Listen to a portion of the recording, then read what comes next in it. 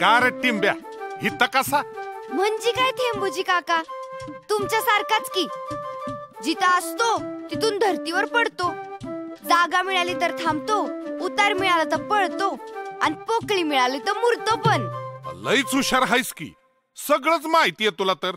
तसं नाही हो, मला अजून कळायचंय की आपण आलो कुठून. तुमचा बा कोण, आजा कोण, असं समद. अरे त्यात काय आहे, माझा बापी एक थेंबच होता यो, आणि त्याचे सोबती असे आभाळातून पडले, असे जमिनीवर उतरले, पाटातून फिरता फिरता काही जण शेतात जिरले. माझा बा कुठंच थांबला नाही, धावत निघाला मी एका नदीला जाऊन भेटला.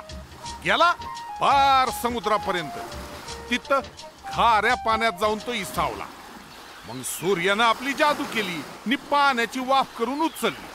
मस्त ढग बांधले, थेंब थेंब बनले. गार डोंगराची हवा ढगाला सोसना.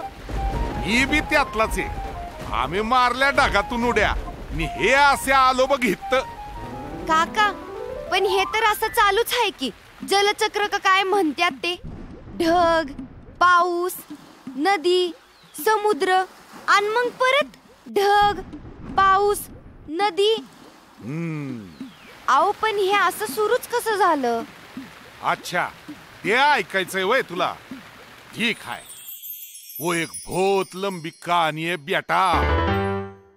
सूर्य सगळ्यांचा बा, तिथूनच समदे ग्रह झाले. पृथ्वी बी त्यातलीच एक. सूर्यासारखाच आगीचा गोळा होती.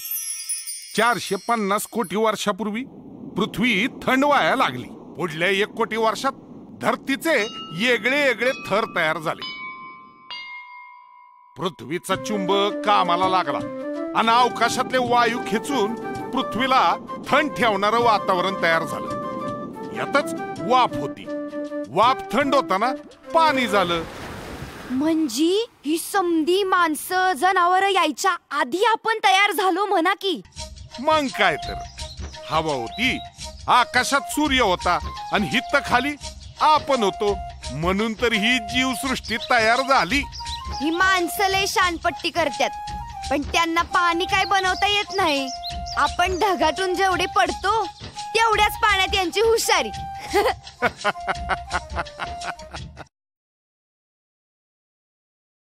काय पण जागा निवडली काका, या दगडातून टिपूस तरी जाईन का?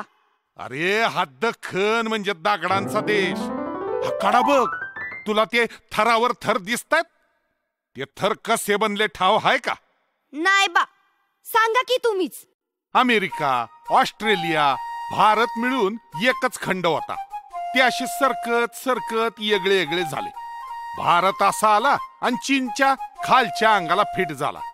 खंड सरकत होते म्हणजे पृथ्वीच्या पोटात मोठी उलथापालत होत होती. पृथ्वीच्या गरम गाभ्यातून तापलेला लावा आणि वायू उसळी मारून बाहेर पडत होते. हे असे ज्वालामुखी दडदडत होते. त्यातून बाहेर पडणारा लावारस या भूमीवर पसरत होता. लावाच्या चादरीखाली डोंगर, नद्या, खळगे, तळी समद दाबलं गेलं. कुठं वाफ कोंडली गेली तर कुठं बियागा पडल्या. लावा जसा थंड होत होता तसा त्यावर ऊन, पाऊस, वारा यांचा बी मारा होत होता. दगड मातीचे वेगळे वेगळे प्रकार तयार झाले. काही पाणी जाऊ देणारे तर काही पाणी धरून ठेवणारे. काही काळानं पुन्हा ज्वालामुखी दडदडले आणि लावाची नवी चादर, नवा थर आला. असं पुढची 6 कोटी वर्ष चालूच होतं. त्यातूनच हे दख्खनचं अद्भुत पठार तयार झालं. बापरे, या इतक्या थरांमध्ये आपली ये-जा शोधणं किती अवघड. या थरांमधून पाण्याच्या पळवाटा कुठे कशा असतात हे कोडं अजूनही माणसाला पक्क सुटलेलं नाही. मुरमाखाली भ्यागा पडलेला दगड असतो. यातल्या फटींमधून, पान्हाळींमधून आपण सहज वाहून जातो. जिथं जास्त दाब असेल तिथून आपण कमी दाबाकडे पळतो. जिथून आणखी खाली जाता येईल तिथून खाली जातो. आपल्याला हे सगळं सोपं आहे हो, पण हा सगळा चक्रव्यूह माणसाला पार गुंगवतो, कारण त्याला यातलं काहीच दिसत नाही. तो बसलेला असतो भुईच्या वर, आपल्या शिवारापुरतं बघित. ते पहा काका, सोपान्याचं घर, त्याचं शिवार आणि त्याची हिर. त्याला वाटतं की 7-12 आपला म्हणजे पाणी बी आपलंच. पण ते बघा, शेजारी रामभाऊंची हिर, मग पाटलाची हिर आणि मग सरपंच साहेबांची हिर. या समद्यांना वाटतंय आपल्या हिरीतलं पाणी म्हणजे फक्त आपलंच. पण खरंच तसं आहे का हो काका? थांब, या जिमिनीचा एक्सरे फोटोच काढूया. ते बघ, 7-12 वेगळे पण पाणी एकच आहे. जमिनीखाली पाणी धरून ठेवणारा एक खडक असतो, त्याला म्हणतात ॲक्विफर. ॲक्विफर म्हणजे जमिनीखालचा पाणवठाच असतो असं समज ना. या एकाच ॲक्विफरवर या समद्या हिरी आहेत. ॲक्विफर आणि या हिरी पाण्याच्या नसांनी जोडलेल्या असतात. पण हे काय, सोपानराव जोरात पाणी ओढून राहिले नि पाटलाच्या हिरीतलं पाणी कमी कमी व्हायला लागलंय. असंच होणार रे. एकाच कोल्ड्रिंकच्या बाटलीत या समद्यांनी स्ट्रॉ घातल्या ती. आता पाटील त्यांची हिर खोल करून घेतील, मग तेच रामभाऊ करतील. आणि मग सरपंच तर सर्वांच्या पुढं येत बोरच मारतील. हे काय, आणखी नवीन हिरी पण येत आहेत. वय वय वय, पण खालचं पाणी तर तेवढंच राहिलं. नुसताच उपसा वाढला.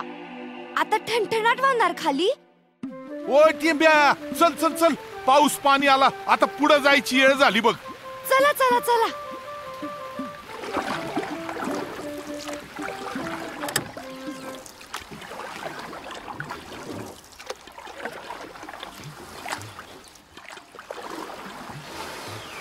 काका, हे कुठं आलो आपण?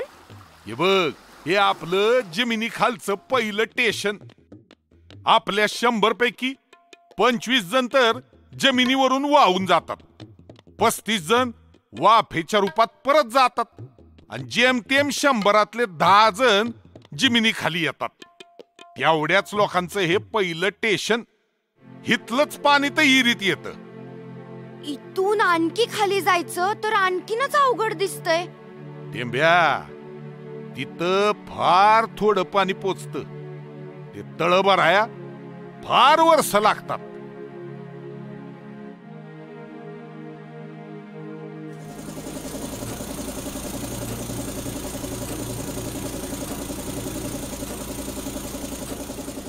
अरे बाप रे, ते पाणी सुद्धा ओढलं माणसांनी.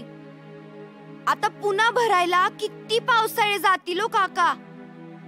दर पावसाळ्यात उथळ ॲक्विफर तर भरेल, पण हे खालचं स्टेशन रिकामच राहील. याच्यावर उपाय काय काका?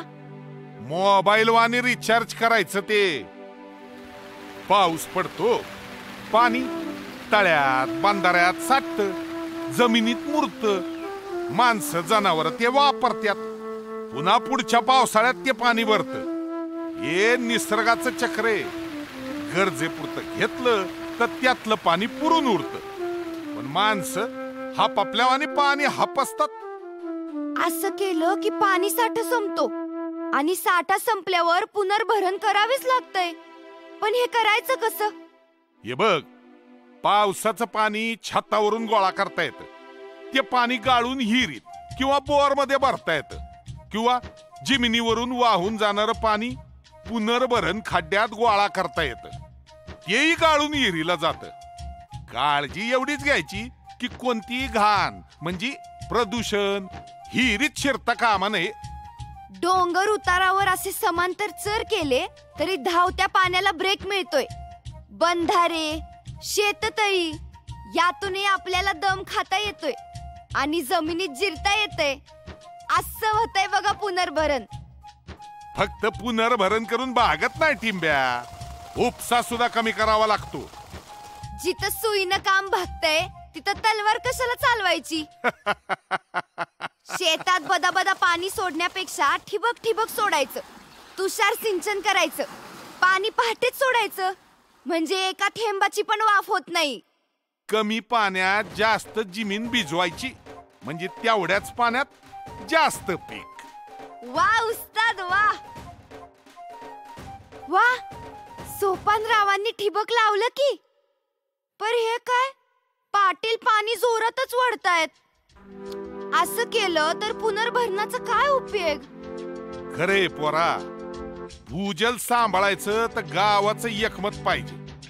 ते नगर जिल्ह्यातलं हिवरे बाजार नाही का, त्यांनी नियमच केलाय. जमिनीखाली 35 फुटापर्यंत जे पाणी आहे तेवढं शेतीला वापरायचं. आणखी खोलातलं पाणी फक्त पिण्यासाठी. त्यामुळं पिण्याच्या पाण्याची पक्की हमी.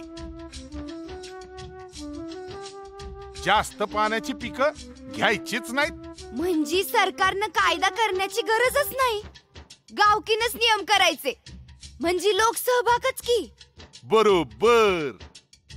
नवीन नवीन विहिरी आल्या तो उपसा वाढणार.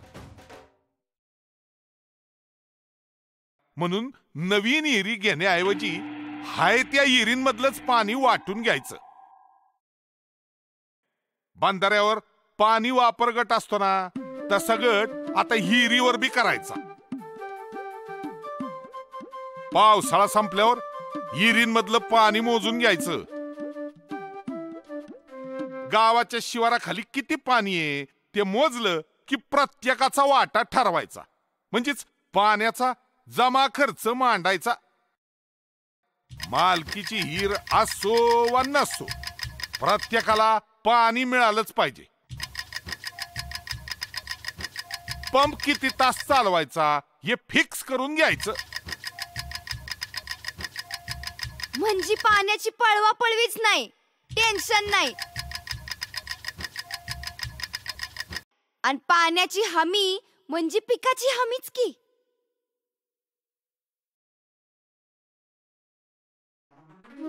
सूर्याची, वाऱ्याची आणि जमिनीची कृपा म्हणून आपण इथं आहोत. माणसानं चंद्रावर उड्या मारल्या, भारी भारी मशिनी केल्या, पण त्याला पाणी काही तयार करता आलं नाही. जेवढं पाणी निसर्ग राजानं दिलं तेवढ्यातच काय तो माणसाचा नाच. माणसं हो, तुम्ही लय डोकेबाज. पण आमचं येणं जाणं तुमच्या हातात नाही. जेवढं पाणी मिळेल तेवढं नीट वापरा. आमचं चक्र चालूच राहणार आहे. तुम्ही तुमचं चक्कर सांभाळा. तुमच्या पोराबाळांसाठी राहू द्या ही दौलत. चला, आम्ही जातो आमच्या गावा. तुमचे तुम्ही सुखात राहा.